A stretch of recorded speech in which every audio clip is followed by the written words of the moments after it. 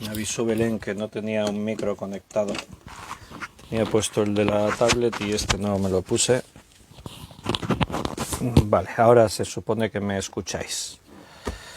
Bien, si me escucháis, estaba diciendo que vamos a continuar con la epístola a los Efesios, capítulo 4, versículo 11. Estamos detenidos ahí, hablando de los ministerios, apóstol, profeta, evangelista, pastor y maestro. Habíamos estado hablando de maestros este último día, pastores y maestros, y ahí vamos a continuar hoy. Vamos a hablar un poquito más y nos pararemos a hablar algo de los dones espirituales. Son temas importantes y que a veces causan preguntas, así que si el Espíritu Santo nos guía a eso, pues vamos a hablar un poquito más de todo este tema. Hoy es sábado 5 de junio y estamos ahí para tener nuestro estudio bíblico diario. Doy gracias a Dios por vuestras vidas, por vuestra constancia de estar ahí día tras día. Y bueno, espero que hayáis venido hoy con hambre de la palabra de Dios, porque el Señor tiene muchas cosas que decirnos. En primer lugar, vamos a hacer una oración para pedirle al Señor que nos guíe y comenzamos el estudio. Padre, muchas gracias por este día, gracias por estar aquí de nuevo, abrir tu palabra, ver a mis hermanos. Siempre es un regalo poder sentirte parte del cuerpo, de saber que ahí hay hermanos que participamos de las mismas cosas, que nos sentimos unidos en ti, Señor. Por eso venimos, todo lo que hacemos en tu nombre, Señor, buscamos siempre tu dirección, y por eso venimos ahora en oración para pedirte que nos dirijas. Háblanos, dirígenos tú, Señor, que todo lo que digamos y hagamos en este tiempo esté dirigido por el Espíritu Santo. Llévanos a través de tu palabra para poder escuchar tu voz, recibir conocimiento, pero sobre todo, Señor, que tú trates con cada uno en forma particular, allí en lo que necesitemos escuchar. Gracias y dirígenos, te lo pedimos en el nombre de nuestro Señor Jesucristo. Amén. Bien, bienvenidos. Como hemos dicho, estamos hablando de pastores y maestros. Ya hemos hablado de apóstoles, profetas, evangelistas, y habíamos hablado un poquito de pastores y maestros, y hoy vamos a hablar un poco más, a donde el Señor nos guíe en este tema. Saludaros a todos, un fuerte abrazo a cada uno, a los hermanos que han escrito en el chat del directo. Benito, buenas noches. Miriam, buenas noches. Alicia Gil, no se oye, ahora ya sí, ¿verdad? Bendición, Alicia. Yoli, Gaby, buenas noches, bienvenidos. Carmen Reyes, gracia y paz, a ti también. ¿Quién más?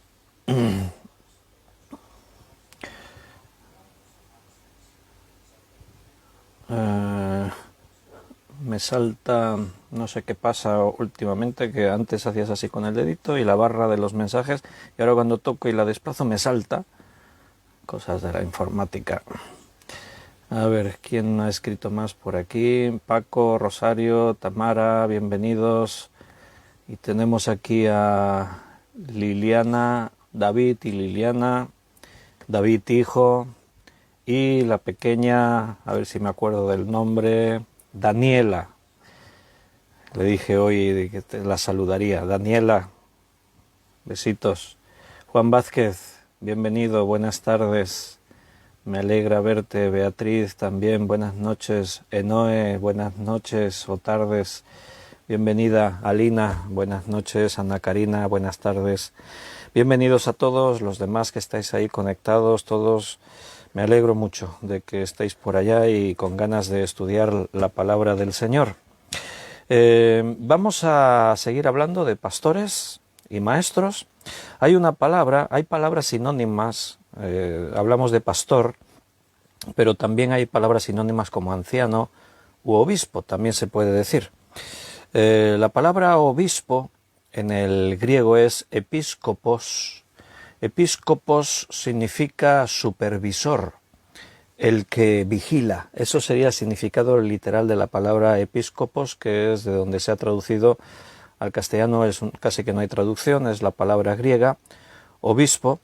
Y como decimos, son sinónimos, o sea, puede ser que te estés refiriendo al mismo ministerio, pastor, obispo o anciano. Lo que pasa que algunas palabras en el curso de la historia de la Iglesia tomaron significados distintos. Por eso la palabra obispo no es una palabra que solemos utilizar mucho dentro del mundo protestante, las iglesias evangélicas.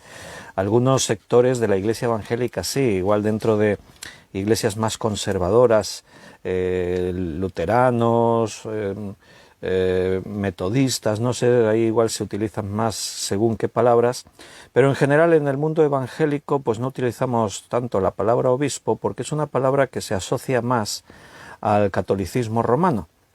Dentro del catolicismo romano sí que hay, dentro del clero, pues hay sacerdotes, hay obispos, hay cardenales, está el Papa. Entonces, por lo que pueda representar esa palabra, que se prestase a confusión, pues dentro del mundo evangélico no la solemos utilizar tanto, pero aparece en el Nuevo Testamento, solo que con un significado así como decimos, ¿no?, de supervisor, del que está al frente, el que lidera. En Primera de Pedro, capítulo 2, versículo 25, Primera de Pedro 2, 25, dice, porque vosotros erais como ovejas descarriadas, pero ahora habéis vuelto al pastor y obispo de vuestras almas. Bien, nota que habla del pastor y obispo de vuestras almas. Son palabras relacionadas, asociadas, pastor y obispo. Pastor, como decíamos la semana pasada, tiene que ver más con el concepto de lo que era un pastor que cuidaba de un rebaño. Bueno, pues eso en el mundo espiritual igual, hay un pastor que cuida de un rebaño. Es la función de alimentar, cuidar, proteger. Es lo que hace un pastor con las ovejas, pues en el sentido espiritual el pastor espiritual con las ovejas espirituales lo mismo. Y al decir pastor y obispo, aunque son relacionadas las palabras, se diferencia una de la otra, porque como decimos, episcopos significa supervisor, el que vigila, el que está velando por las almas, como dice aquí el versículo. Ahora habéis vuelto al pastor y obispo de vuestras almas. Es el que está supervisando, guardando de alguna forma las almas de cada uno. Después hemos dicho que también aparece la palabra anciano relacionado. Son sinónimos y entonces, bueno, se podría utilizar cualquier palabra, aunque hay matices que diferencian un poquito de una y de otra. Se me cortó un momentito la conexión, supongo que igual os sale a vosotros un corte. Me salía un corte de estos inalámbrico, de la conexión inalámbrica. No suele pasar, esperemos que haya buena conexión todo el estudio. Vamos a abrir la Biblia en Primera de Timoteo, capítulo 3, Primera de Timoteo 3, leeremos del versículo 1 al 7, que es un pasaje en el que se nos habla de los requisitos para ser obispo o anciano. La palabra anciano en el Nuevo Testamento es presbúteros.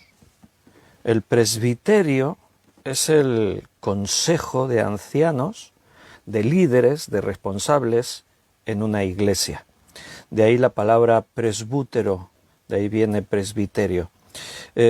Anciano, en este contexto no estamos hablando de una persona viejita, una persona ya con muchos años, sino anciano puede ser una persona más joven. Hablamos de anciano, de un presbútero, de alguien con liderazgo en la iglesia, alguien que tiene experiencia y que ejerce esa posición de responsabilidad. Por eso yo os decía que obispo, anciano y pastor pueden ser sinónimos, pero hay matices que diferencian una palabra de otra. O sea, uno puede ser un presbútero, un anciano o un obispo, pero no ser pastor, tener un liderazgo en la Iglesia, y puede haber un presbiterio, un consejo de ancianos y obispos, y uno de ellos puede tener el pastorado, el ser el pastor. El liderazgo se canaliza de esta forma en la Iglesia. Entonces, esa palabra presbús, anciano, habla de una persona, el más anciano, más viejito. Presbútero está hablando del más anciano, pero en un sentido de cargo, de responsabilidad, de estar ocupando un lugar de liderazgo en la Iglesia.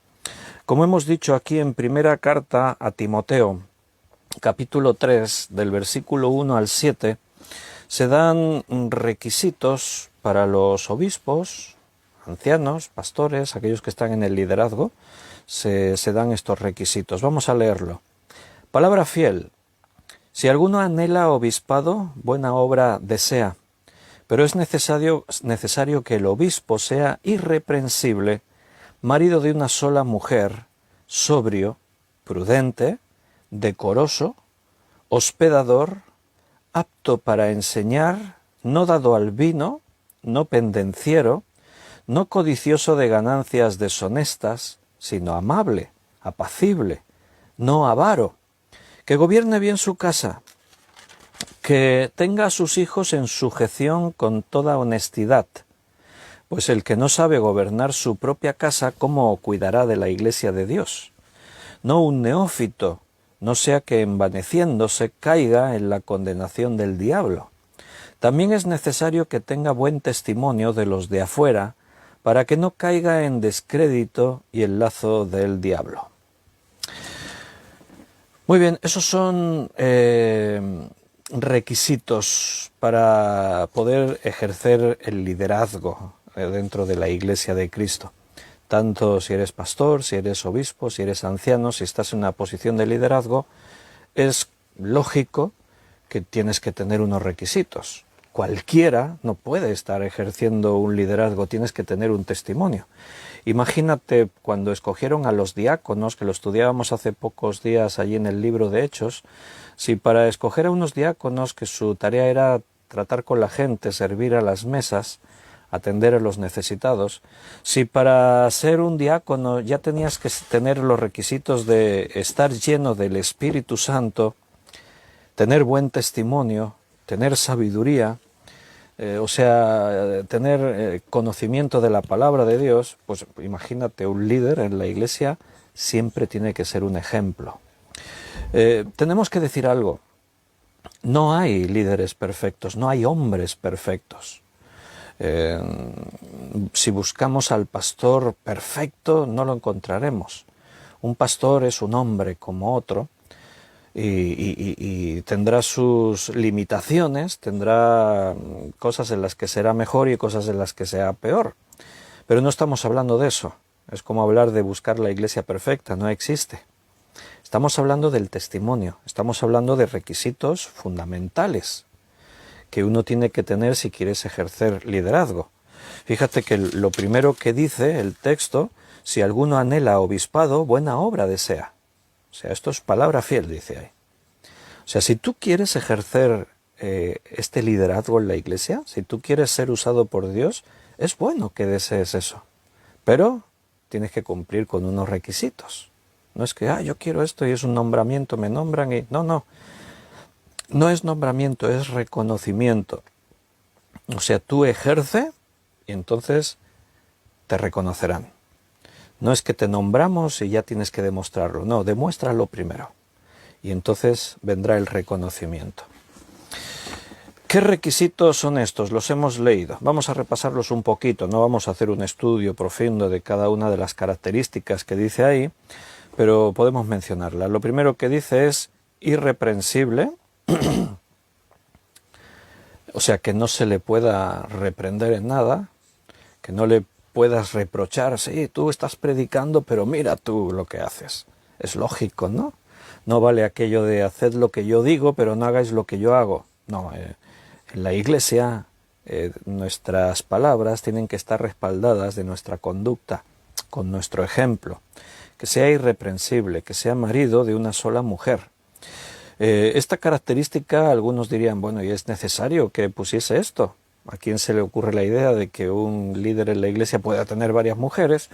Bueno, recuerda que cuando la Biblia se escribe no era tan extraño encontrar hombres que estaban casados con varias mujeres.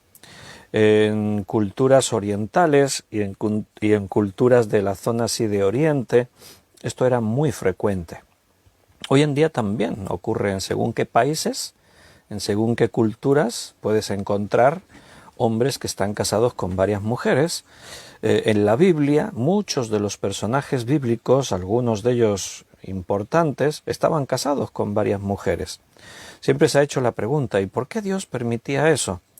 ¿Por qué Dios aceptaba a algunos de sus líderes, de los hombres que él usaba? ¿Cómo es que Dios aceptaba que tuviesen esa forma de vida cuando entendemos que el formato de Dios no es ese? La idea de Dios para la relación, para la creación de la familia, es un hombre y una mujer. Dejará el hombre a su padre, a su madre, se unirá a su mujer y serán una sola carne. Vas a encontrar hombres de Dios como Job, por ejemplo, que dice allí que se propuso no mirar a ninguna otra mujer con sus ojos. O sea, él entendía que tenía que ser fiel a su esposa. Dice, y me propuse, hice un pacto con mis ojos de que no iba a mirar a ninguna otra mujer. Y ese principio está en la Escritura. Ahí tienes en los requisitos de un líder que sea marido de una sola mujer. Eso es lo que Dios espera. Ese es el formato de Dios. Es el ideal de Dios. Ahora bien, entonces la pregunta es esta. ¿Por qué algunos hombres importantes en la Biblia tuvieron varias mujeres? Podemos estar hablando de hombres importantes como David, el rey David. No voy a hablar de Salomón, porque es un caso excepcional. Salomón tuvo 700 esposas y 300 concubinas. En total tenía 1000 mujeres. ¿Qué diferencia hay entre las esposas y las concubinas? Bueno, las 700 esposas, eran reinas. Y las concubinas, pues no llegaron a ser reinas, no se casó oficialmente con ellas, pero eran mujeres, eran sus mujeres también. 1000 mujeres en total. Bueno, no hablamos de Salomón, es un caso excepcional. Pero David sí, tuvo varias mujeres, hombres como Jacob, precisamente la nación de Israel, las 12 tribus, los 12 hijos, vienen de 4 mujeres distintas. Seguramente conocéis la historia. Jacob se enamora de Raquel y quiere casarse con ella. Y le pide a Labán, el padre de Raquel, le pide a su hija para casarse con ella. Y Labán le dice, Labán era un buen elemento, era listo. Desde que tenía a Jacob en su casa, todo le iba mucho mejor. Allí donde Jacob estaba, como Dios estaba con él, era bendecido. Y entonces Labán dice, bueno, está bien, te daré a Raquel mi hija, pero sírveme 7 años por ella. 7 años estuvo Jacob sirviendo a Labán por Raquel. Y resulta que cuando llega el día de las bodas montan la fiesta, todo el festejo de las bodas y todos los invitados, toda la gente, la fiesta, comen, beben, se bebe demasiado en esas fiestas. Y Jacob, un poco ya fuera de sí, con tanto alcohol y bebida, se va para la habitación y Labán, en vez de llevarle a la habitación a Raquel, le lleva a su hermana, Lea. O sea que entra Lea en la habitación, duerme con Jacob y por la mañana cuando se despierta, se da cuenta Jacob que no ha pasado la noche con Raquel, que es la que él quiere de esposa. Le han dado a Lea, que era la hermana mayor. Entonces Jacob viene corriendo y se queja a Labán. ¿Pero qué me has hecho? Yo no te serví 7 años por Lea, yo te serví 7 años por Raquel y me has dado a Lea. Y Labán le dijo, no, es que la costumbre aquí es que primero te tienes que casar con la hermana mayor. La que primero se tiene que casar en la casa es la mayor. Bueno, mira, vamos a arreglarlo. Sírveme otros 7 años y cásate también con Raquel. Ya está casado con Lea. Ahora le sirve otros 7 años, o sea, en total tuvo que servir 14 años por Raquel. Eso es amor, ¿eh? Y al final pues se casa también con Raquel. Ahora resulta que Jacob tiene 2 esposas. Pero la cosa no queda ahí, porque resulta que sus 2 esposas no le dan hijos. Así que Lea, como en este tiempo la esclavitud es normal también, ella tiene su esclava particular y le dice: acuéstate con mi esclava, tengo un hijo con ella y como es mi esclava, ese es nuestro hijo. Total, que tiene hijos también con la esclava de Lea. Raquel tampoco puede tener hijos, hace lo mismo que Lea, y Jacob también tiene hijos con la esclava de Raquel, pero después Lea le da hijos. Y Raquel también le dio hijos. Raquel le dio a José y a Benjamín. O sea que al final Jacob tuvo hijos, los 12 hijos varones, también tuvo una mujer. Pero los 12 hijos son los que dan nombre a las 12 tribus de Israel. Y vinieron de 4 mujeres distintas. La pregunta es, ¿por qué Dios permite eso? Mira, la voluntad permisiva de Dios, así se llama. Tenemos la voluntad principal, la voluntad primaria de Dios es lo que Dios espera de nosotros y es lo que Él nos manda. Pero después Dios hace algo. Por culpa de nuestra torpeza, de nuestra incapacidad, por lo que somos, a veces Dios permite según qué cosas, tolera según qué cosas. No es su ideal, pero Él lo tolera. Dependiendo de las circunstancias, la vida, el momento histórico, hay cosas que en su momento Dios las toleró, las permitió. Por ejemplo, el ideal de Dios es sacar a Israel de Egipto para llevarlos a una tierra rica, abundante y que se establezcan como nación.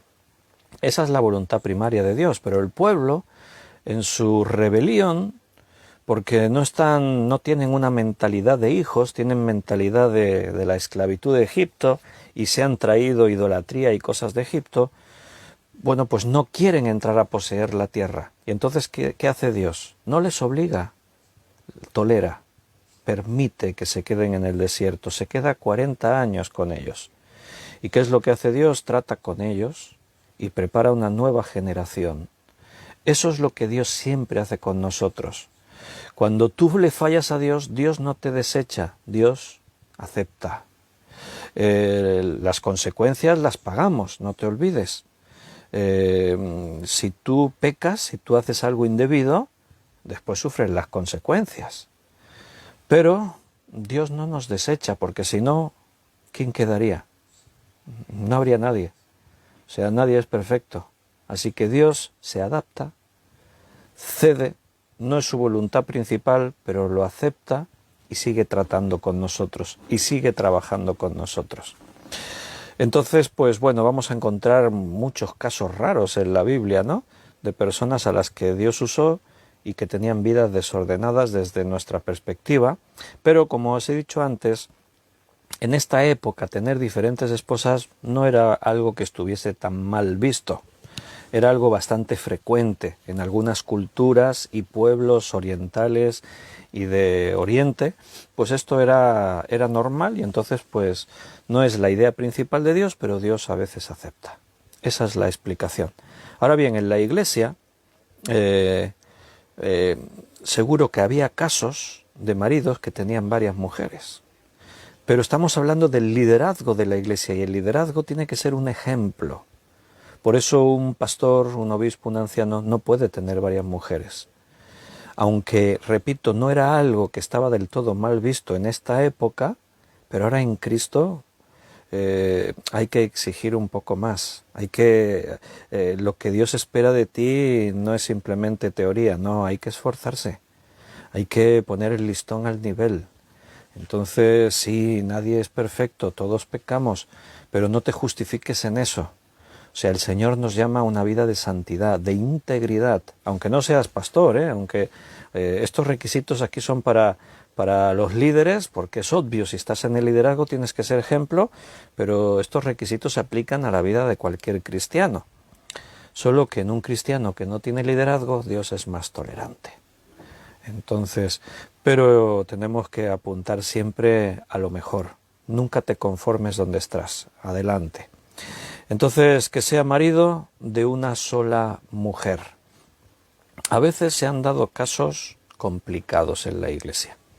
Me acuerdo que, creo que fue Enrique Montenegro, nos contó que, bueno, él se encontró con un caso él estuvo predicando mucho tiempo por países de Centroamérica y en Bolivia, creo que él nos contó, creo que era en Bolivia, que él estuvo acompañado por creyentes y le llevaron por poblados, por pueblecitos de las montañas. Bolivia es un país muy montañoso, hay pueblos altísimos a más de 4000 metros de altura, carreteras tremendas por allí, por caminos, y dice que estuvieron en un pueblecito allí de las montañas donde habían estado predicando el Evangelio y se había formado una iglesia y había un grupo de creyentes. Y entonces cuando fue, pues le pidieron consejo los responsables de allí porque no sabían qué hacer con un caso que tenían. Tenían un caso de alguien que llegó ahora a la iglesia convertido, pero venía con 2 esposas. Claro, él se casó con 2 mujeres antes de ser cristiano. No estaba mal visto. A otros lo hacían, entonces él también lo hizo. Pero ahora se convirtió en cristiano. Y ahora tenía una esposa ya más viejita y una esposa jovencita. Entonces, pues le pidieron consejo y ¿cómo enfocamos este caso? Porque claro, entendemos que un cristiano no puede estar casado con más de una mujer. Pero este tiene 2 mujeres y vino así ya antes de ser creyente. ¿Ahora qué? ¿Ahora cómo lo hacemos? ¿No? Bueno, ¿cómo lo hacemos? ¿Cómo se hace eso? ¿No? ¿Qué haríais vosotros en el lugar de este? Enrique, me acuerdo que él dijo, mira, yo les di consejo, les dije, bueno, pues que atienda su responsabilidad. No le podéis decir deja una. Si dices deja una, ¿a quién dejará? ¿A la más viejita, a la que menos le guste y que se busque la vida? Llegó así a la iglesia, pues ahora tiene que atender su responsabilidad. Casos complicados que a veces uno se encuentra, ¿no? Situaciones así. A ver, hay una pregunta por ahí, dice Raquel, ¿Dios es más tolerante en cuanto a qué? No entiendo lo que quieres decir. Bueno, creo que decía tolerante en cuanto al tema que estamos tratando. Evidentemente, Dios permite cosas. Dios no acepta según qué cosas y hay cosas que por no desecharnos a todos, las acepta. Eso es algo que nos ocurre a todos. O sea, aquí no vemos nadie perfecto. El listón de la perfección no lo hemos alcanzado nadie. Entonces, aunque Dios nos llama a la santidad, Dios nos llama a una vida irreprensible, Dios nos llama a lo ideal, Él tiene paciencia con nosotros. Y ahí estamos en el proceso, mejorando cada día un poco más. David tiene a un rey, y David tenía, creo recordar, como 7 mujeres. No es el ideal de Dios que un hombre tenga 7 mujeres. Entonces, ¿qué hace Dios? Dios tolera, Dios permite. El tolerar o permitir no es que te da el visto bueno para que hagas lo que te parezca, solo que, bueno, por las circunstancias, por lo que eres, por cómo vives como Israel, no queréis entrar a poseer la tierra. Bueno, pues no entréis, tolerante en ese sentido, ¿no? O sea, Dios tolera, Dios permite. Él quería llevarles a poseer la tierra, entonces Dios toma otra actitud. Está bien, pues por vuestra rebeldía ninguno entraréis a poseer la tierra, pero Dios no se desentiende de ellos, Dios se queda con ellos. Él está 40 años con ellos y cuando tienen problemas Dios trata con su pueblo y Dios les provee el alimento, Dios les provee el agua, Dios les enseña, Dios les cuida, Dios les guía.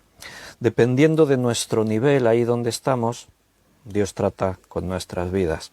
Evidentemente, David, un hombre conforme al corazón de Dios, esperábamos que quizás estuviese a este nivel, pero resulta que nos podemos sentir decepcionados. ¿Cómo David pudo cometer el pecado que cometió? ¿Cómo David podía estar casado con varias mujeres? En el caso de un rey, esto era normal en esa época, pero yo he citado el caso de Job. Job también vive en ese entorno. Job es un personaje más antiguo que David y que los otros, y también está en una época donde estar casado con varias mujeres puede ser normal, pero Job dice que él ha pactado con sus ojos no mirar a ninguna otra mujer. O sea, dice allí, un hombre justo, era un hombre irreprensible. Entonces, en esos niveles es donde nos movemos. Hay cosas que evidentemente Dios no va a permitir. Hay cosas en las que Dios tolera. No podemos mencionar cosas específicas. A ver, quizás no estamos en la misma pregunta. Raquel dice, hablabas de los responsables de la Iglesia y del resto de hermanos, que Dios es más tolerante con los segundos. Bueno, me refiero, creo que me he explicado, me intento explicar mejor, me refiero a que si tú vas a ejercer un liderazgo, tienes que ser un ejemplo. Entonces, aquí es lo que nos dice la palabra del Señor. Si alguno anhela obispado, buena obra desea. Estos requisitos se aplican en cualquier vida de cualquier persona. Pero si tú vas a estar en una posición de responsabilidad, tienes que cumplirlos. O sea, ¿cómo puede ser que el médico le diga al paciente, no hagas esto, cuando él lo está haciendo? El ejemplo, en este sentido, la autoridad, tiene que estar respaldada con los hechos. La autoridad espiritual en la Iglesia es algo que se tiene que ganar. Yo no puedo decir algo y mi testimonio mostrar otra cosa. Tenemos que respaldarlo con nuestros hechos. Repito lo que antes dije, no hay pastor perfecto, no hay iglesia perfecta, pero no estamos hablando de eso, estamos hablando de ser ejemplos. Entonces, puede ser uno cristiano si, por ejemplo, falla en alguna de estas cosas, no es amable, no es apacible, es avaro, sí, claro, uno puede ser cristiano si falla en estas cosas. ¿Por qué? Porque el cristianismo es un proceso y algunos empiezan, bueno, algunos no, todos empezamos desde cero y vamos creciendo, vamos aprendiendo. Por ejemplo, un requisito es que no sea un neófito, no sea un nuevo. Un recién convertido es nuevo. Dios va a ser más permisivo con un nuevo que con un líder en la iglesia. A un líder se le va a exigir mucho, a un recién convertido hay que darle leche, vamos a ir poco a poco.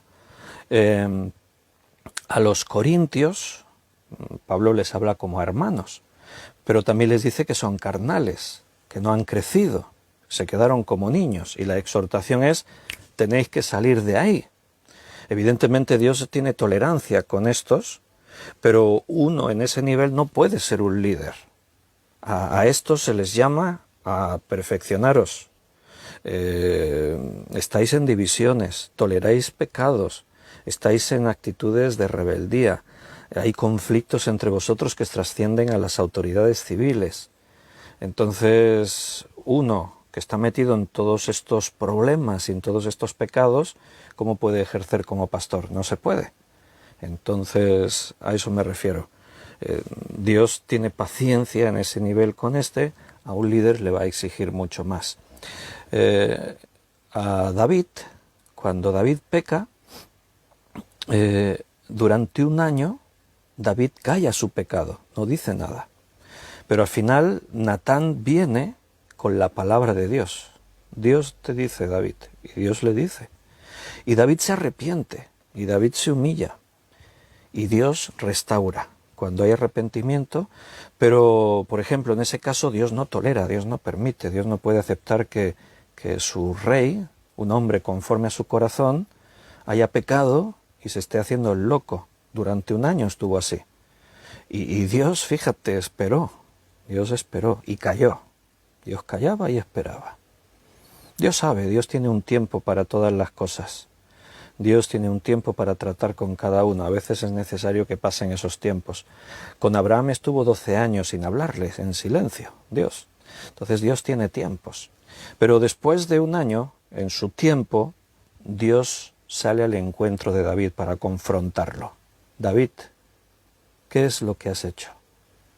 Y la reacción de David es la que Dios espera, se arrepiente. Eso sí, las consecuencias las sufrirá. En su casa Dios le advierte por el profeta Natán, en tu casa nunca se va a apartar la espada de los que están, de los tuyos, y te va a pasar esto y te va a pasar esto, y ahí le describe terrible. Las consecuencias están, pero Dios tolera. Dios no dice, me has fallado en esto, te quito de rey y pongo a otro, porque la pregunta sería, ¿habría otro rey mejor? ¿Encontraríamos un rey perfecto? Lo que estamos planteando el otro día en un estudio, ¿quién puede ser salvo? No nos olvidemos que todo es por gracia y es por misericordia. Y David hizo lo que Dios esperaba que hiciese, se arrepintió, se humilló. Sus palabras no fueron de intentar justificarse, vino y dijo, Señor, he pecado contra ti, solo contra ti he pecado, son las palabras de David. Saúl no se humilla, no se arrepiente, pese a que Dios también lo confronta a través del profeta Samuel, y Saúl no se arrepiente, no tiene la actitud de cambio. Entonces ahí Dios no es tolerante. ¿Por qué? Porque no podemos vivir en lo espiritual a nuestra manera, tenemos que ceder a la manera de Dios. Yo no puedo inventar la religión a mi forma. Dios dice, pero yo lo entiendo de otra forma, lo hago de otra manera. Ahí es donde Dios no es permisivo, ahí Dios no es tolerante. En lo demás, la lista que pone aquí, estamos viendo punto por punto, ¿no? Irreprensible, marido de una sola mujer, sobrio. O sea, tienes que ser dueño de ti mismo, tienes que vivir en sobriedad, tienes que tener el control sobre tu vida, prudente, decoroso. La palabra prudente nos habla de alguien moderado en cuanto a opinión, eso es lo que significaría la palabra griega. Moderado en cuanto a opinión. O sea, el líder tiene que tener el listón más alto, tiene que tener aptitudes para ser líder. Un miembro en la iglesia no se le exige lo mismo. Las características las tendríamos que cumplir todos. La exigencia es para todos, solo que diferente nivel. Dios espera. Si tú quieres ser obispo, buena cosa deseas, pero primero tienes que cumplir con esto. Quiere decir, no estoy cumpliendo con esto, ¿puedo ser cristiano? Hombre, sí, claro. Tampoco te conformes, tienes que crecer. A eso me refiero, ¿no? Prudente, moderado en cuanto a opinión, decoroso. Decoroso es decente, que lleve una vida ordenada. Cuando dice hospedador, bueno, pues entendemos, ¿no?, lo que es hospedador, que estés dispuesto a abrir tu casa al viajero. De hecho, el cristiano, el creyente, tiene que tener ese corazón, un corazón en más de un lugar de la Escritura se nos exhorta a eso, a ser hospedadores. Incluso se va a llegar a comparar con algo de la antigüedad. Dice que algunos, sin saberlo, hospedaron ángeles. Siempre ese espíritu de ser servicial, de abrir tu casa al que viene de viaje, al que necesita, apto para enseñar. Un pastor, decíamos el otro día, tiene que ser un maestro, porque una de las funciones principales del pastor es alimentar a las ovejas. Entonces el pastor tiene que tener esa capacidad de poder enseñar. Puede ser mejor maestro o peor maestro, pero tiene que tener la aptitud de poder enseñar, apto para enseñar. ¿Qué más dice? No dado al vino. Notad que dice que no tome vino, dice no dado al vino. La idea es que no tengas una dependencia del vino, que no haya abuso del alcohol. No utiliza la palabra borracho. Antes ya dijo sobrio. La sobriedad no solo tiene que ver con el alcohol, tiene que ver con la vida de una persona, con su conducta, con cómo se comporta en todas las cosas. Entonces no está hablando de ser ebrio, no utiliza esa palabra, ebriedad, sino no dado al vino. ¿Por qué? Porque la Biblia no prohíbe beber alcohol. De hecho, el vino es una bebida alcohólica y está presente en muchos momentos de la vida, incluso de la liturgia de la fe. En la Santa Cena hay pan y hay vino. Algunos han dicho, bueno, pero era fruto de la vid sin alcohol. Bueno, lo que dice la Biblia no es eso. Algunos tratan de suavizar, pero el vino era vino en la Biblia también. Se puede hablar de mosto como un fruto, pero lo que aquí estamos hablando ya era un zumo fermentado con alcohol y es algo que se utiliza en toda la Biblia. Estaríamos tratando un tema que no solo en cuestión del vino, sino con otras cosas, como cuando hablamos, por ejemplo, del dinero. El dinero no es malo, lo malo es el amor al dinero. El vino no es malo, el problema es la dependencia o las consecuencias que vienen de ingerir mucho vino. ¿Me explico? Entonces, si incluso Pablo le va a recomendar a Timoteo, tómate un poquito de vino por causa de tus problemas de estómago. El vino era una bebida muy cotidiana en la vida de las familias en el pueblo los pueblos de los tiempos de la Biblia, y entonces en las comidas, en las cenas siempre estaba el vino. Por eso cuando Jesús toma el pan y reparte el vino, pues está utilizando dos elementos muy propios de cualquier cena, de cualquier comida. El primer milagro de Jesús es convertir agua en vino, en el contexto de una fiesta de bodas. Evidentemente, todas las cosas tienen sus puntos, sus perspectivas. Yo entiendo, por ejemplo, en comunidades, por ejemplo, las familias que trabajan en centros de rehabilitación, como Reto, Remar, etcétera, que por norma son familias que no tienen por norma no tomar ningún tipo de alcohol, ni cerveza, ni vino, ni nada, y es totalmente comprensible, es normal, porque están en unos ambientes en los que con muchas personas tienen que tratar el tema de la rehabilitación de adicciones a este tipo de sustancias como es el alcohol. Entonces, aunque tú pienses, no, pero tomar vino no está prohibido en la Biblia, si tú invitas a tu casa a un exalcohólico, no sería propio que le ofrecieses, ¿quieres tomar vino? No sería propio. ¿Por qué? Porque él tuvo un problema y todos los que han salido de una rehabilitación, siempre ellos saben que jamás estarán 100% rehabilitados. Siempre hay una pequeña tentación, siempre hay una inquietud, una debilidad, no sé cómo expresarme, hacia lo que un día les causó esa adicción. Entonces, todo es relativo. O sea, ¿es malo beber vino? No. Pero, según en qué caso, tú no le vas a ofrecer a una persona que sabes que fue adicta, bebe vino que no pasa nada. Para ti no, para él puede ser un problema. Entonces, aquí se habla de no dado al vino. No dado al vino. En los requisitos a los diáconos también se menciona el vino, pero dice no daos al mucho vino. Entonces algunos bromean, dice, bueno, el diácono puede beber más vino que el anciano.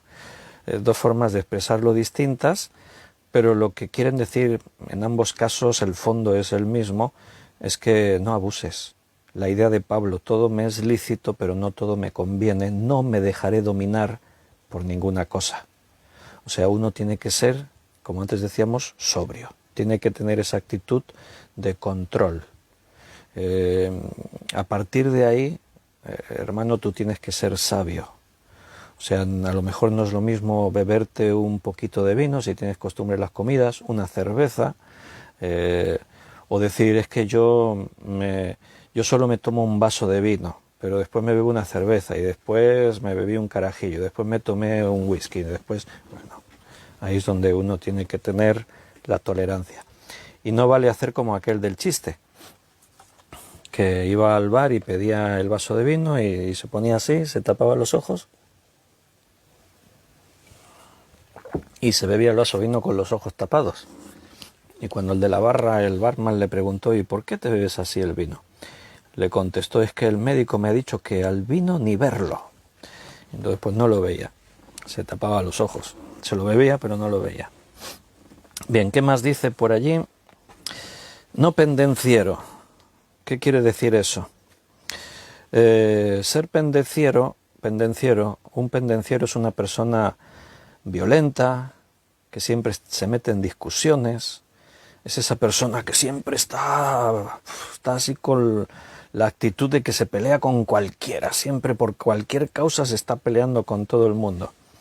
Bueno, es fácil de entender que un líder en la iglesia no puede ser así, no puede ser pendenciero. Hace poco, no sé, aquí les estaba contando la anécdota que me explicaron unos hermanos en Barcelona una vez que estaba dando clases allí en el seminario, y me estaban explicando que allí habían hecho una liga de fútbol sala de muchas iglesias. Iglesias habían hecho sus equipos de fútbol sala, les habían puesto sus nombres, estaban por allí los del camino, por allí los de la alabanza, por allí se ponían nombres cristianos, ¿no?, en los equipos de fútbol cristianos. Entonces me contaban que hicieron un partido y en uno de los equipos estaba el pastor también jugando, también era miembro del equipo de fútbol. Y entonces hubo un encontronazo con un jugador del equipo contrario. Estaban allí jugando y allí peleándose por la pelota, el pastor que se cayó por el suelo y se levantó y empujó al otro. ¿Tú qué te has creído que me has puesto ahí el pie para que me cayera? Y el otro se encaró con él y los dos encarados y el pastor allí gritándole: ¿pero tú qué te has creído? Que yo soy el pastor, que no sé qué, que a ver si te piensas que cojo y te doy así y te pego y que... Hombre, no es un testimonio muy adecuado de que el pastor se embronque así con nadie, ¿no? O sea, se supone lo que aquí dice, que tienes que no ser pendenciero. Es lo que antes le decíamos cuando Raquel preguntaba, ¿más tolerante en qué? Bueno, a lo mejor ahí entre los creyentes está el encontronazo, te empujo, me de esto, tal, no sé qué. En ningún caso un creyente está permitido que haga eso, pero si eres un pastor, menos, porque tienes que dar ejemplo a los demás. O sea, si los miembros lo hacen, viene el pastor con su ejemplo. Hermanos, no podemos tener esa actitud. Venga, reconciliaros, daros un abrazo, pediros disculpas, seguro que... Pero si lo hace el pastor, ahí estás en otro nivel, tienes que estar... Que repito, puede pasar, no somos perfectos, pero tienes el listón más alto, tienes que esforzarte, y si tienes debilidad en algo, pues no te metas. También dice no codicioso de ganancias deshonestas. Ay, ese mal yo creo que abunda en todos y en muchos lugares, porque siempre las ganancias, y cuando dice deshonestas, no dice robar, dice ganancias deshonestas. Quizás delante de la ley ganar dinero de según qué forma no sea un delito, pero a veces puede rozar el delito y puedes no ser honesto. El que te apropies o que tengas o que... tienes que ser, como comenzó ahí el tema, irreprensible. O sea, que nadie te pueda reprochar que has adquirido un dinero, que te aprovechaste de una circunstancia, que tomaste ahí algo en un momento, que la avaricia tiene que estar lejos del líder cristiano. Y no siempre pasa así. Ha habido muchos casos de escándalos, de pastores, de líderes que han estado abusando del dinero, han estado ahí sacando. Normalmente ya se ve venir.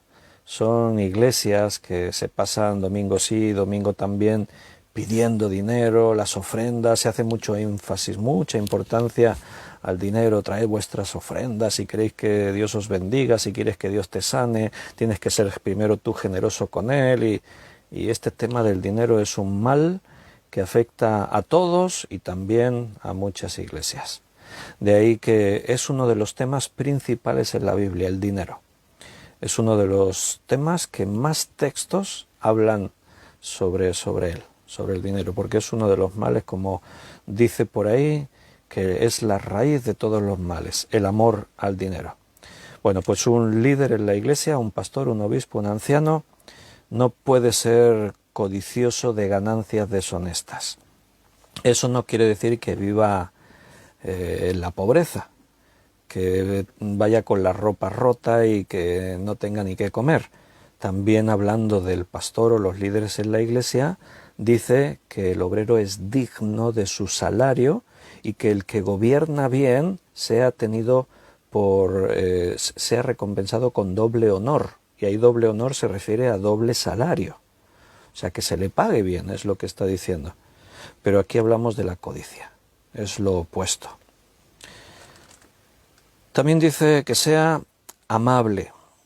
Esa palabra en el griego, amable, nos está mostrando a una persona apropiada, gentil, suave, que no tenga esa aspereza, ¿no?, en el trato de ser grosero, de responderte mal, no, que sea una persona amable, gentil, suave, apropiada, apacible, dice a continuación. Algunas de estas palabras tienen relación, de hecho, entre sí, podrían parecer como sinónimos, pero apacible es pacífico. Todo lo contrario a pendenciero, pues que sea apacible, una persona pacífica. Y ahora dice no avaro. Notas cómo hay palabras que pueden ser sinónimas. No codicioso de ganancias deshonestas y no avaro tiene relación, pero se matiza de una forma distinta aquí en estos requisitos.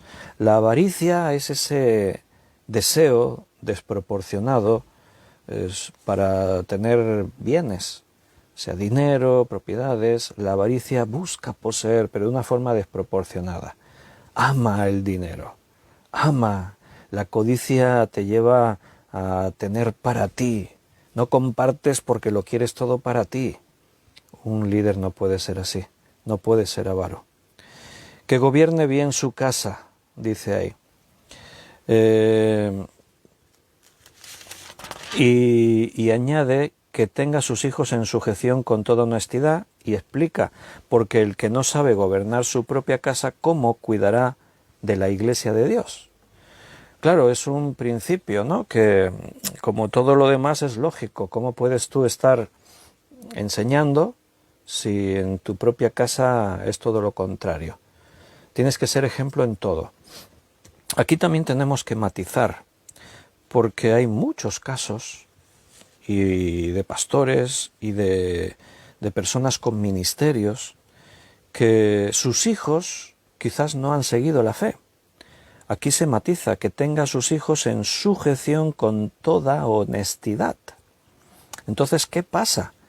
Como en algunos casos, que algunos pastores o líderes o ministerios varios, pues resulta que sus hijos no han seguido en los caminos de la fe, se han marchado al mundo o incluso han ido contra la iglesia. Un caso así muy conocido fue el de Billy Graham, el conocido evangelista. Su hijo Franklin Graham, durante muchos años, no es que no seguía la fe, es que iba contra la fe. Iba contra lo que su padre hacía. Era como que estaba enfadado contra el cristianismo y contra lo que su padre predicaba. Se dieron casos en los que Billy Graham estaba en un estadio predicando el evangelio y su hijo estaba fuera en la calle de ese estadio diciéndole a la gente: no le creáis, todos estos están locos, son unos fanáticos. Billy, a mi padre, no le creáis, él está no sé qué. Iba contra la iglesia, ¿no? Entonces, bueno, ¿qué pasa en un caso así? Si tu hijo reacciona de esa forma, entonces tú no puedes ser pastor. Si resulta que algunos de tus hijos no están en sujeción, bueno, ¿sabes la idea de lo que aquí quiere decir ese texto? Es que tú, como padre, tienes que haber hecho lo que se espera que hagas. Que hayas sido un ejemplo, que hayas cuidado bien a tu familia. ¿Ves? Una cosa que no es normal es que un líder descuide su propia casa. Si tú eres pastor, tienes que velar por toda la iglesia, pero tu familia es una prioridad. Lo que Dios no puede hacer, lo que sí puede hacer Dios es poner a este o aquel de pastor en la iglesia. Lo que no puede hacer Dios es que si tú no haces de padre, Él va a poner a otro. No, tú eres el padre, tú eres el esposo, tú tienes que estar en tu casa, tienes que ser un ejemplo. Claro, la familia pastoral tiene que asumir que ser pastor no es solamente cosa de uno, es cosa de toda la familia. Y el pastor tiene que llevar a su familia en esa visión. El pastor tiene que hacer partícipes a su propia familia de ese ministerio. De ahí que en muchos casos, a veces en las iglesias se habla del pastor y de su esposa se le llama y la pastora. No es del todo bíblico, porque el pastor es un ministerio, es un llamado. Si Dios llama a una persona, la llama. Si en una familia hay varios que a los que llamó Dios de la misma forma, pues los llamó a todos de la misma forma. Pero se habla así porque se entiende que el pastor tiene un ministerio y no está solo, su esposa está ahí. Claro, es que tiene que ser así. Y no solo la esposa, los hijos, toda la familia acompañan en un ministerio al que Dios te ha llamado. Es una cosa que tiene que estar dentro de toda la familia. O sea, no te puedes desmarcar. Yo soy pastor y me voy a hacer de pastor y mi familia se queda por ahí. No, tiene que ser algo que involucre a toda la familia. Y a esto se refiere el texto. O sea, tú tienes que tener ese orden en tu casa. Que no te puedan reprochar tus hijos. Es que nuestro padre no lo hemos visto en casa durante 2 años. Tus hijos no te pueden reprochar, es que nuestro padre nos ha descuidado. Nos hemos tenido que buscar nosotros la vida para comer o para vestir o para suplir las necesidades.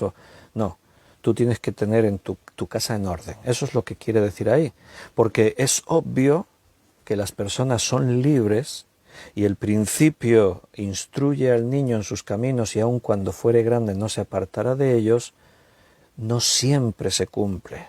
Es algo que en la gran mayoría, si lo instruyes, esto es lo que va a seguir. Pero no siempre ocurre así, y en la Biblia tienes ejemplos de padres que educaron a sus hijos en los caminos de Dios y el hijo después tomó otra determinación, tomó una decisión. ¿Por qué? Porque todo hombre es libre y todos tienen que decidir al final qué es lo que van a hacer con sus vidas. Entonces ahí el padre no tiene más responsabilidad. Si hizo todo lo que tenía que hacer, Dios ha hecho todo lo que tenía que hacer con nosotros y nosotros le hemos fallado. ¿Podríamos decir entonces que Dios fue un mal padre? ¿Que Dios queda inhabilitado como líder? No. No, ¿por qué? Porque Él hizo todo lo que tenía que hacer.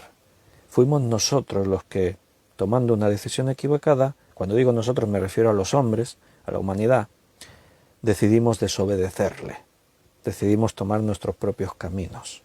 Entonces esa es la idea. Aquí está hablando de que tienes que ser un esposo y un padre óptimo, que seas un ejemplo. Tienes que hacer lo que se espera que haga un padre y un esposo, porque eres ejemplo. Nuevamente estamos en lo mismo de lo que estábamos hablando antes para con los demás, para con toda la iglesia, para con todas las personas tienes que ser un ejemplo en este sentido. ¿Qué más dice? No un neófito, la palabra neófito quiere decir un nuevo, un recién convertido, a uno que le falta experiencia y conocimiento, o sea, uno que se recién convierte en la iglesia no puede ser un líder en la iglesia, no puede ser un pastor. Necesita aprender, necesita experimentar, necesita crecer, madurar, necesita adquirir conocimientos.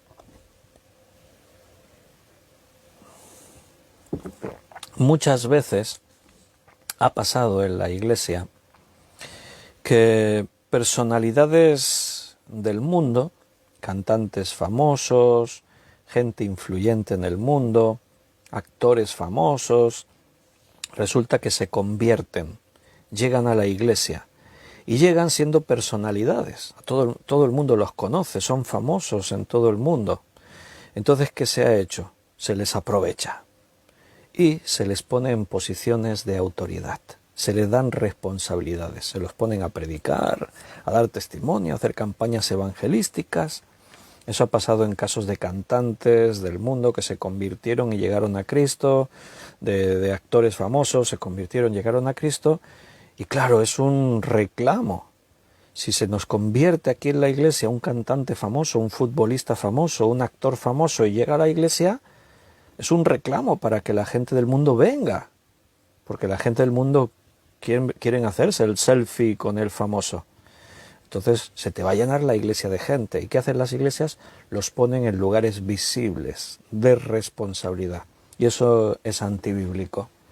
O sea, un recién convertido puede dar testimonio, claro que sí, puede ser usado por Dios en servicios, pero no puede ser un pastor, no puede ser un líder. No lo puedes poner a predicar a los 2 meses de haber creído. A veces cuando leemos las historias en la Biblia podemos perder la perspectiva del tiempo, porque la Biblia nos va contando historias y, por ejemplo, en el libro de Hechos tiene 28 capítulos, tú empiezas ahí leyendo y vas y te puede parecer que ha pasado muy poco tiempo entre Hechos 1 y el final del libro, pero han pasado bastantes años, han pasado muchos años. Eso nos pasa porque la Biblia no es un diario que nos cuenta cronológicamente, día 1, día 2, año... No, nos va contando las historias destacadas por los mensajes que necesitamos saber. Entonces se puede perder la perspectiva del tiempo y investigando, leyendo, estudiando más en profundidad, si quieres ver eso, entonces sí vas a distinguir esa perspectiva del tiempo. Por ejemplo, Pablo, Saulo de Tarso, él persigue a la iglesia, Cristo lo llama a su servicio y Saulo se convierte al cristianismo. En poco tiempo vemos a Pablo ya predicando, lo vemos saliendo de viaje misionero, o sea, predicando por aquí, por allá, abriendo iglesias, pero hay un tiempo entre que él se convierte y sale con su primer viaje misionero, pasan por lo menos 7 años. Y Pablo ya venía conociendo bien las Escrituras, porque aunque él no era cristiano, era un judío celoso de las cosas de Dios y sabía muy bien las Escrituras. Se sabía de memoria los libros de la Biblia. Se conocía todo la Torá, se conocía los profetas, conocía la poesía, se lo sabía todo. O sea, era un hombre muy bien instruido, pero en Cristo era nuevo, era un neófito. Necesitaba no solamente tener conocimiento, necesitaba relación, aprender la nueva vida en Cristo. De ahí que no se convierte y como es una eminencia, todo el mundo le conoce y es muy estudioso, muy listo, al día siguiente ya lo pusieron a predicar y a salir de viaje. No, estuvo como 7 años, diríamos, preparándose. No estaba con los brazos cruzados, ningún cristiano tiene que estar así, siempre hay cosas que puedes hacer en la medida en la que tú estás. Pero no esa responsabilidad. Cuando Pablo sale a hacer viajes misioneros, él abre iglesias, él nombra pastores, él está tratando el liderazgo. Pero para llegar a eso, recuerda, pasaron por lo menos 7 años. Por eso el pastor, el obispo, el anciano no puede ser un neófito.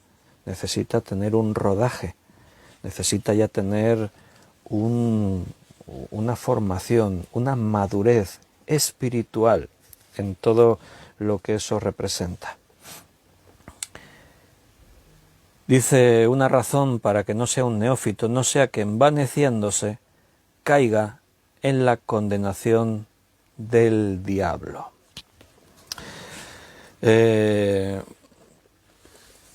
Ha pasado, como os he dicho, cantantes famosos, futbolistas famosos o gente de las artes famosa, llegó a la iglesia, siendo neófitos los pusieron en lugares de liderazgo, se convirtieron en protagonistas y se envanecieron.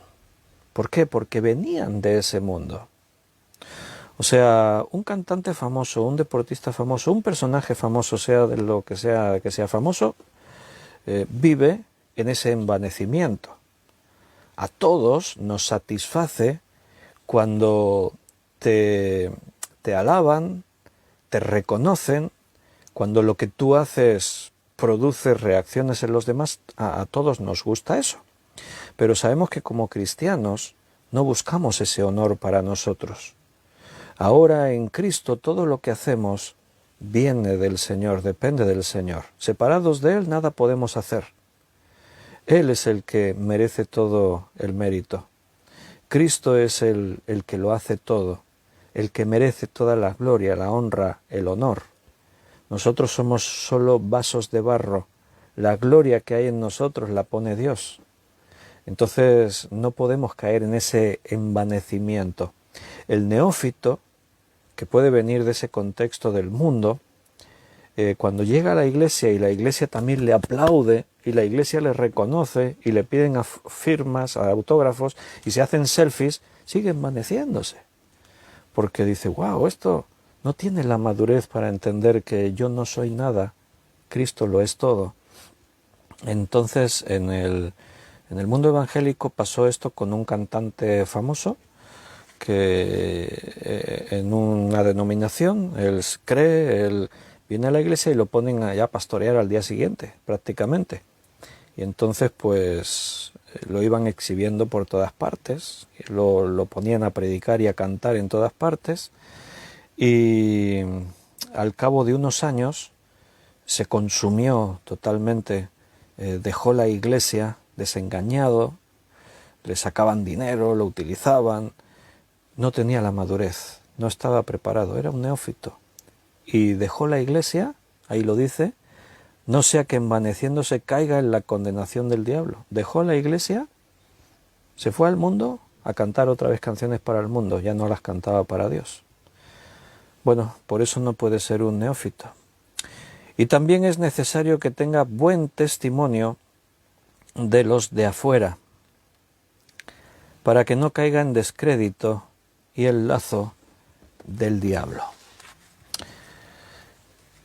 Volvemos a lo que hemos dicho antes. Todos los cristianos tenemos que cumplir estos requisitos. También todos los cristianos tienen que tener buen testimonio para con los de afuera. Como decíamos antes, Dios puede tolerar más en un caso que en otro. ¿Por qué el líder tiene que ser más perfecto en esto? Bueno, porque es una cabeza visible, es un líder. Si yo me entero que en la parroquia de la Iglesia Católica Romana aquí hay unos feligreses que su testimonio no es del todo lo correcto, yo pienso, bueno, ¿qué vamos a hacer? Pero si yo me entero que el sacerdote, su testimonio es incorrecto, entonces digo, hombre, el sacerdote. Si en la Iglesia hay algunos miembros que están ahí, dice, bueno, estamos aprendiendo, vamos creciendo. Pero si te enteras que el pastor, hombre, su testimonio está manchado, dices, hombre, el pastor. Esa es la diferencia.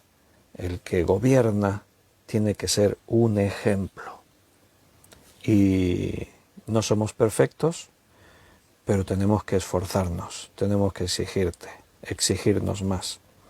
¿Anhelas ser anciano, obispo, pastor? Buena obra deseas, dice ahí. Empieza por cumplir los requisitos, esfuérzate. Y lo que hemos dicho antes, no es un nombramiento. No es que te vamos a nombrar pastor y ya ejercerás y lo demostrarás. No, primero lo demuestras y entonces se te reconoce. Así funciona eso, por reconocimiento.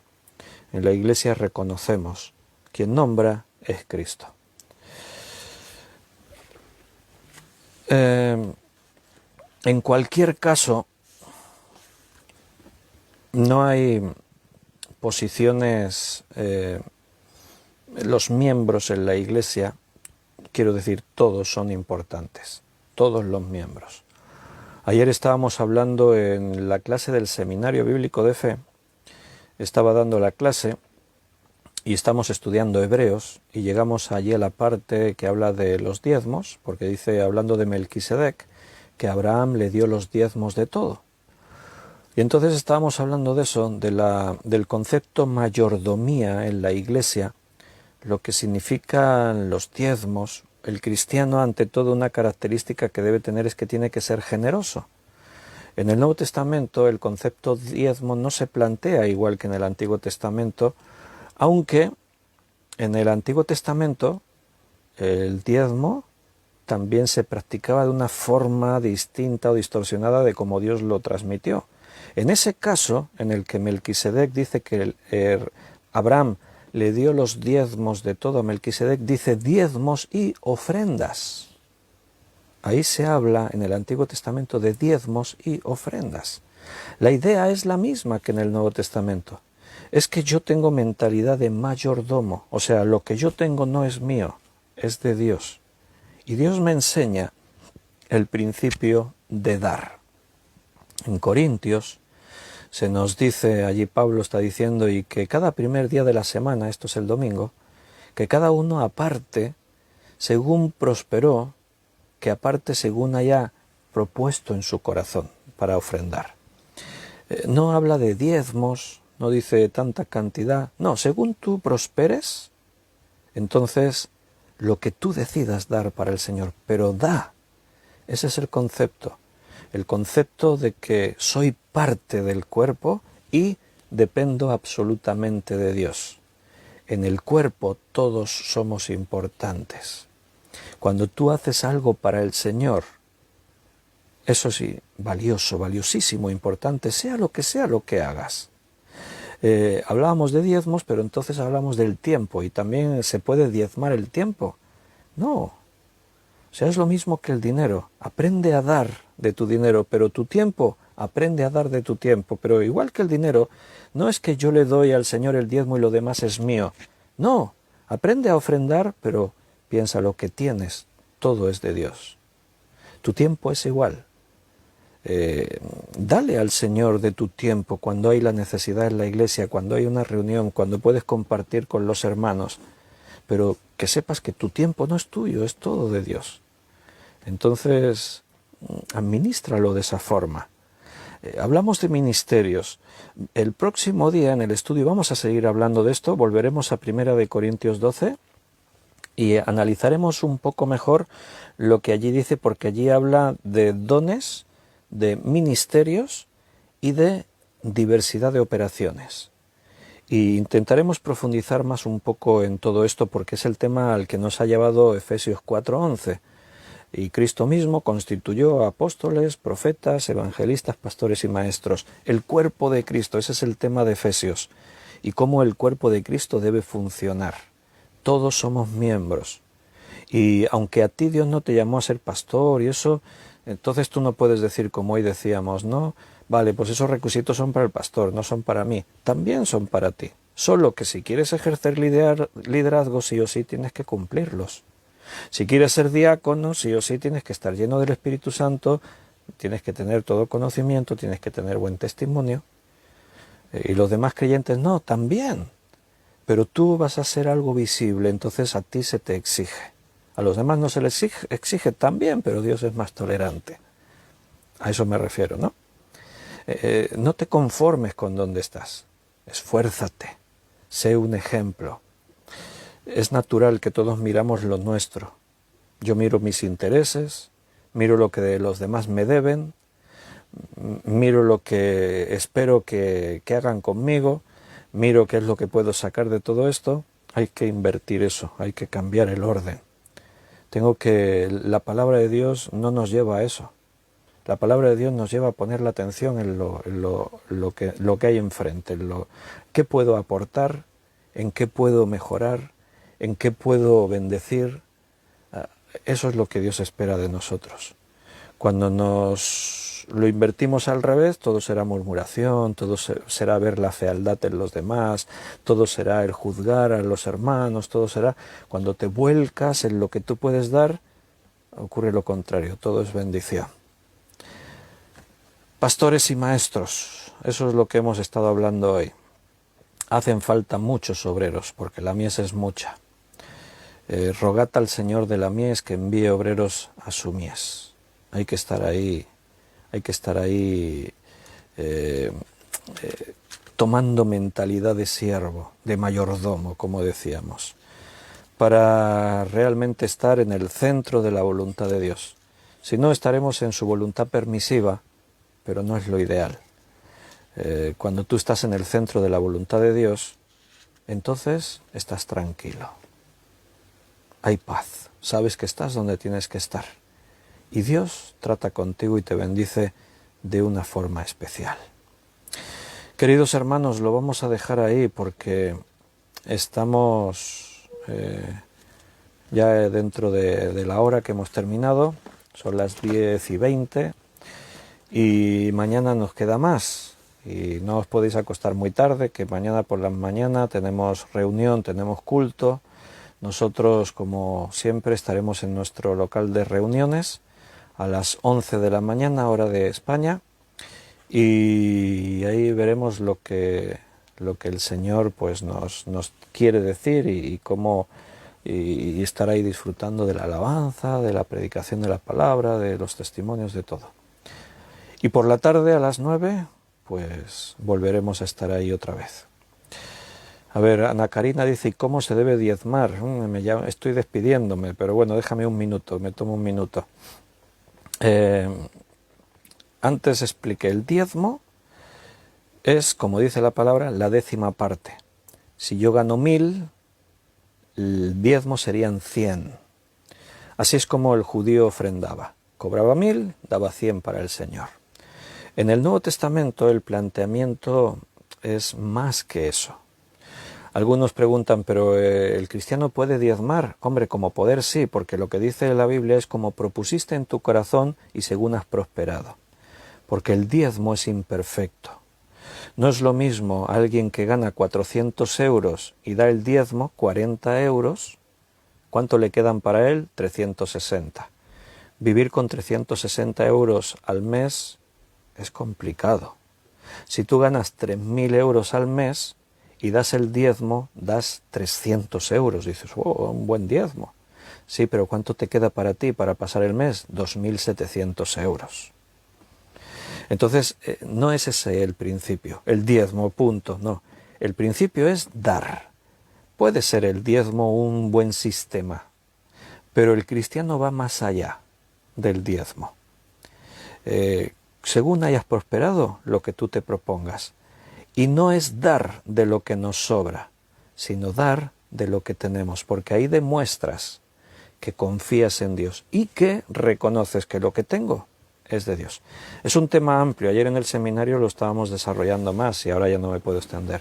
Seguramente en alguna ocasión surja el tema en alguno de los estudios que damos porque es un tema frecuente en la Biblia y hablaremos más sobre ello. Un abrazo, hermanos, buenas noches, que descanséis y mañana, si Dios nos lo permite, nos vemos por la mañana a las 11 y por la noche a las 9. Hasta mañana.